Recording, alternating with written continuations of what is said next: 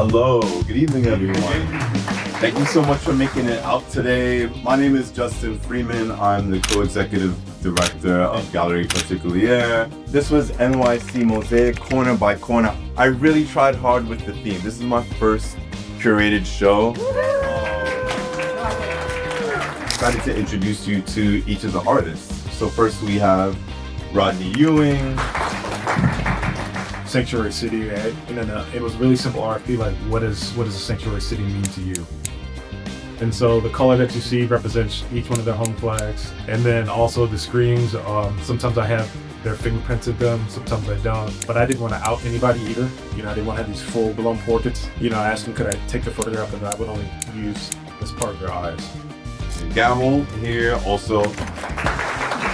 There's two bodies of work here. The first one is like textile, but just a kind of connection of Arab identity along with the other Arab nations. The history of colonialism in different stages and decades in the region. We have Grace and Karen.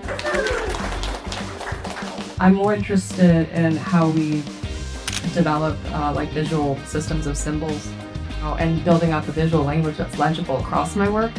This grouping isn't necessarily that, but it does have some running themes in my work, like the person in the balaclava. And I've been called surrealist a lot. I think of it as surrealist in like a Jungian way, especially when Carl Jung talks about dream work, where you try to interpret the dream and assign it a proper meaning. Mr. Amir Bey.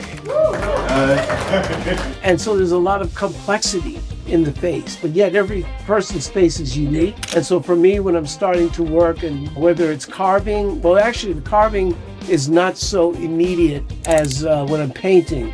When I'm painting, then there's something about the moment that comes into the work. When you said this is a study for a larger, is the larger piece also copper, or do you actually have people press their faces into? What I did was I did their faces like that. In other words, I took separate metal and then I put it on their faces, and then that etched into the copper. And so there's about 4 or 5 windows. And so the people represent the bricks or building a structure that is comprised identity and actions, interactions. And that's what makes a structure, that's what makes a community.